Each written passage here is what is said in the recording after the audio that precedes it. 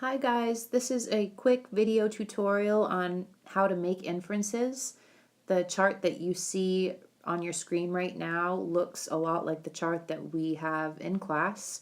What we do when we make inferences is we put the different pieces together, and the pieces that I'm referring to here are the clues that we get from the text. Those are the author's words.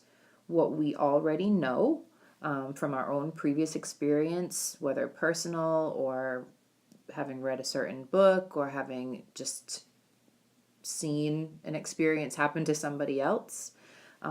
Questions that we might have about the characters, we might have specific things that we're trying to find out about them. All of this leads up to our inference. And what we do when we infer is we look beyond the text and what the author actually says, and we figure out what isn't stated. Another way to say that would be to find out what is implied instead of what is stated explicitly. You guys are all reading narrative texts, texts that tell a story. Whether you're reading fiction or nonfiction, everybody has a text that has characters in it. You're also reading texts that have details around setting, and you're also all reading texts that have a conflict. So these are narrative elements. We've gone over them before, and they shouldn't sound new really to anybody at this point. So today, though, we are focusing specifically on character because we're getting to know these characters. We don't know them very well yet. We all just started our books. Unless you really liked your book and you went ahead, everyone's still basically in a place where you're learning about your characters. And one way to learn about characters is to focus in on the details and make inferences about them. To model this strategy, I'm going to use one of my favorite books. It's a realistic fiction novel called The Fault in Our Stars. I think everybody's at least heard of it at this point. It's a book about a girl who's I think she's about 16, maybe 15 or 16. Hazel Grace Lancaster is her name, and she's got terminal cancer. And she meets someone who had cancer. His name is Augustus Waters, and they meet in a cancer support group. So the part that we'll be looking at today is when they first meet, not when they first meet, but early in the book when they're sort of getting to know each other and they're having a conversation with one another about books. Go figure. The first thing I'll do is just read the section. I'm not going to worry about stopping and finding details. I just want to read it and enjoy it, and then I'm going to stop and say something based on details that I find. Even so, I told Augustus, my favorite book is probably An Imperial Affliction, I said. Does it feature zombies? He asked. No, I said. Stormtroopers? I shook my head. It's not that kind of book. He smiled. I am going to read this terrible book with the boring title that does not contain stormtroopers, he promised, and I immediately felt like I shouldn't have told him about it. Augustus spun around to a stack of books beneath his bedside table. He grabbed a paperback and a pen. As he scribbled an inscription onto the title page, he said, All I ask in exchange is that you read this brilliant and haunting novelization of my favorite video game.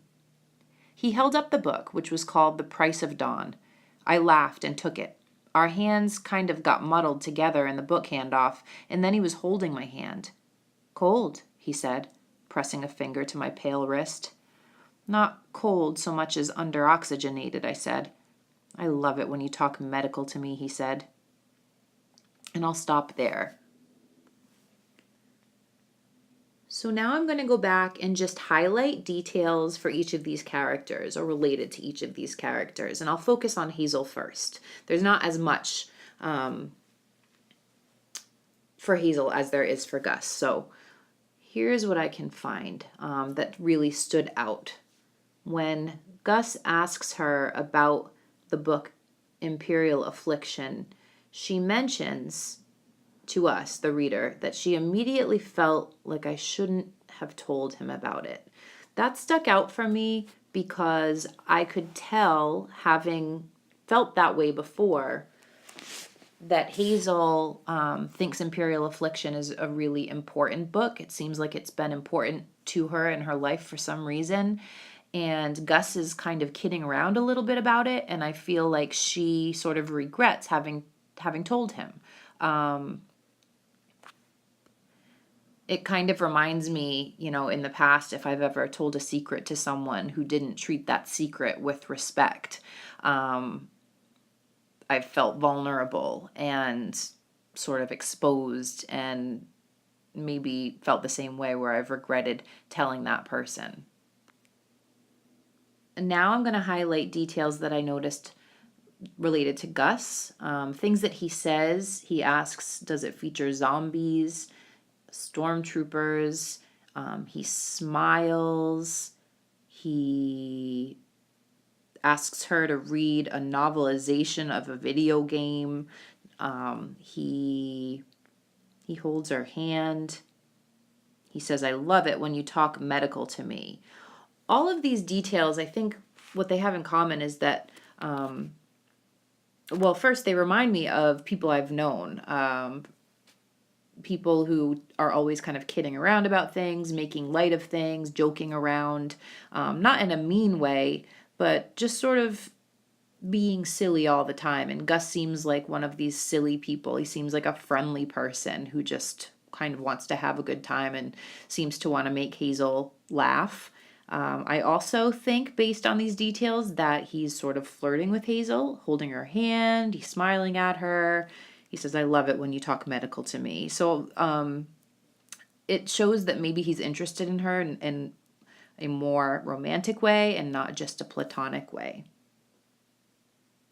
Now that I've done that thinking, looking at the details and thinking about what I know, I've put them together and I've made my inferences. And you can see on these two sticky notes, how I sort of verbalized the inferences. I wrote on the first one, I can infer that this book is really important to Hazel and that she's feeling vulnerable having told Gus about it. And then down here I wrote, I also see Gus as a pretty friendly person who likes Hazel in a romantic way and not just a platonic way. And you can also see my phone here kind of holding my book down so I could take my picture. So as you read your independent reading books, I want you to remember that in order to use this strategy, you need to look at the words from the text. Those are your clues that the author gives you.